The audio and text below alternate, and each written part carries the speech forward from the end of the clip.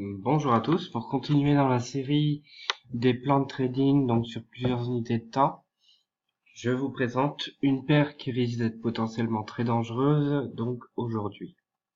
C'est l'euro contre le dollar australien. Donc d'une part, je dis qu'elle est dangereuse parce que cette nuit, vers 4 heures du matin, vous avez la publication des taux d'intérêt donc de l'Australie, enfin de la Banque centrale australienne. Et aussi, demain, vers 20 heures, vous avez le discours de la BCE, donc Monsieur Mario Draghi. Alors, toujours à voir aussi, quand on, quand on compte initier un trade ou regarder une paire, c'est d'avoir le calendrier économique sous la main. Donc là, vous voyez bien, ici, vous avez donc le fameux, la, la- la décision des taux d'intérêt, donc à 4h30. Donc là, vous voyez bien, hein, sur l'AUD, donc le dollar australien. Puis là, plus bas, pour l'euro, donc Monsieur Draghi parle. En général, quand Monsieur Draghi parle, c'est un petit peu le bordel. Alors, ça aura plus d'impact sur l'euro que le dollar australien. Hein. Le dollar australien, pour l'instant, on garde une, une politique plutôt stable. Mais on fait quand même attention parce que si on regarde de plus près, les taux d'intérêt australiens sont justement dans une phase baissière. C'est-à-dire que la Banque centrale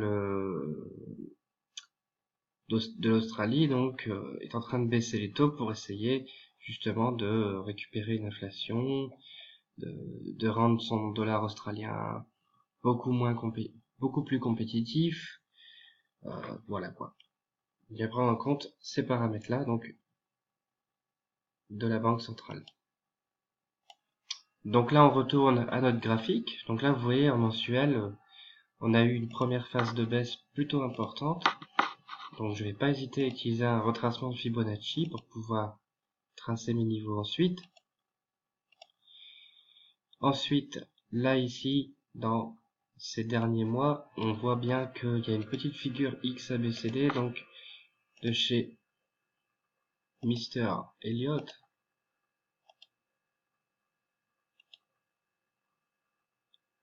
Voilà. Donc en général, après une telle figure, on s'attend plutôt à une baisse. C'est ce qu'on voit actuellement. Donc, notre fameuse baisse que je vais matérialiser ici. Ça c'est le plan mensuel. Vous êtes en mensuel également sur une zone de support. Donc là ici, un support. Donc une zone plutôt intéressante en fait finalement puisque on a plusieurs interactions avec ce support, enfin cette résistance, ça dépend à quel niveau on se place. Là c'est plutôt un support. On a une première interaction ici. Ensuite on en a une deuxième ici. Et on en a une actuellement ici. Donc sur le plan mensuel, c'est un niveau qui est très intéressant et qui pourrait nous donner donc pas mal de fil à retordre. C'est ce niveau donc situé entre 1,53 et 1,55. C'est plutôt fin. Si je regarde maintenant en weekly, donc je regarde ma figure d'un peu plus près.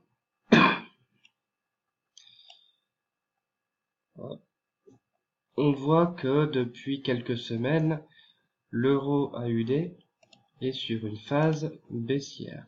Donc elle est dans une tendance qui est baissière. Donc je vais marquer mon graphique comme ceci. Ça c'est notre ligne de tendance à casser si on veut espérer prendre la hausse. Alors la flèche je vais juste la retirer. Voilà. Donc là en prenant compte bien sûr les mèches. Maintenant je peux prendre également une autre ligne en compte, c'est celle des cours de clôture, ce qui nous donne quelque chose d'un peu différent. Donc en rouge avec les mèches, là ici en entrée un peu plus fin vous avez la résistance, mais enfin oblique, mais uniquement avec les cours de clôture. Alors c'est toujours intéressant parce que moi j'aime bien savoir de temps en temps comment le cours peut interagir. Donc admettons, soit il atterrit ici, et ensuite il nous fait un pullback, ou alors il va un petit peu plus haut, chercher cette résistance là plutôt que celle des cours de clôture, et puis rebaisser. Voilà. Ça c'est toujours dans une optique de la semaine. Alors on notera quand même que pour pouvoir appuyer cette baisse, il va falloir casser un support ici. Voilà. Donc qui représente les plus bas récents, les plus bas d'il y a 2 semaines, donc 1,51. Donc logiquement, sur une optique de long terme, je vais passer haussier si on casse cette résistance là en rouge, et je vais passer baissier si on casse ce support là en bleu. Toujours en délit, on a les confirmations donc de ces résistances. Bon, il y en a une qui a décalé parce que j'ai l'impression avec le... Mais c'est pas grave.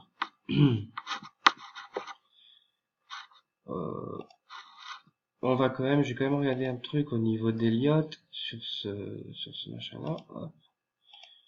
Donc je vais compter tout simplement les vagues, 4 et 5. Ensuite notre vague de correction. Donc 1, 2, 3. Et puis on reprend une vague d'impulsion, donc on commence ici, 0, 1, 2, et après bon il faut connaître les vagues 3, 4 et 5. Donc je vais mettre un scénario comme ceci, 3, 4 et 5. Donc en fait on est déjà sur la vague 2, 3 ici, de mouvement. Donc moi je m'attends à ce que le cours baisse, du moins dans ces optiques de long terme. Maintenant si je regarde un petit peu dans le court terme,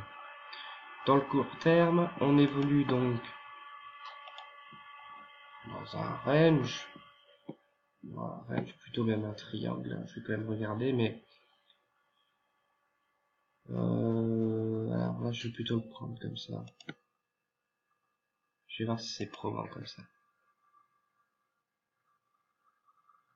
Éventuellement toute cette zone là peut être intéressante. Donc là on évolue donc dans notre cadre,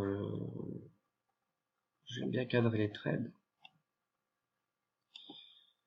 Et ici, en bougie donc d'une heure, on est en train de dessiner une figure de retournement ici.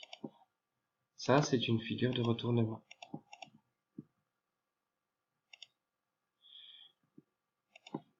C'est-à-dire que pour moi, si jamais cette figure de retournement est confirmée, on a de fortes chances donc d'aller chercher de nouveau le haut du canal. Donc dans une optique de court terme, je parle bien de court terme, je suis haussier. Si et seulement si, donc là, la figure de retournement se confirme. Donc je suis haussier avec un objectif à 1,5599. Donc à peu près 1% plus haut sur le court terme. Maintenant sur une optique journalière, je suis baissier.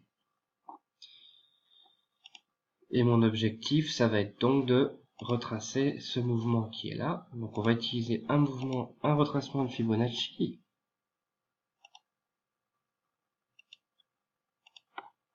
Et au minimum, je vais zoomer un peu parce qu'on voit pas grand chose. Je m'attends à ce qu'on aille chercher 1,5360. Donc le niveau 0,50 de Fibonacci.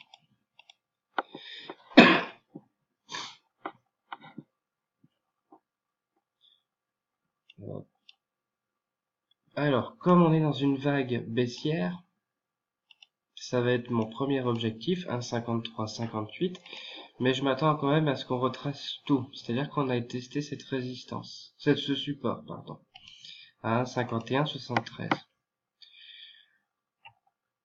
Ça va être donc l'optique de moyen terme, et sur du mensuel comme ça, Moi, je vais être tenté de retracer au moins la moitié de ce mouvement-là.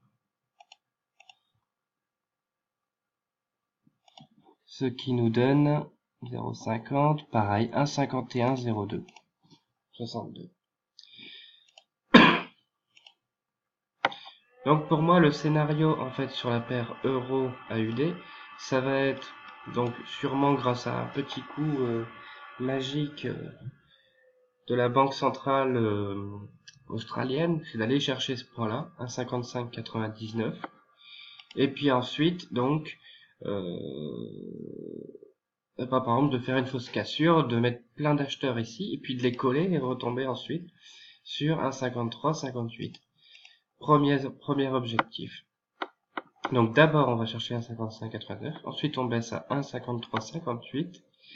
Et ensuite, dans une optique un peu plus long terme, 1,53,58, une fois qu'il est cassé, on va chercher 1,51,73. Voilà, donc ça c'est l'analyse sur l'euro dollar australien. Demain, ça va être une journée plutôt stressante sur cet actif-là, donc je vous conseille d'intervenir après le discours des banques centrales. Et puis, éventuellement, si vous avez peur de passer à l'achat et d'aller chercher un 55,99, sachez qu'à ce moment-là, il vaut mieux attendre d'arriver sur ce mouvement-là, comme on est quand même dans une tendance de fond baissière. Et donc, le niveau 1,55,89 serait une zone de short optimale pour aller taper 4%. Donc, pour aller récupérer presque 400 pips, hein, finalement, ça peut être un trade qui est pas trop mal.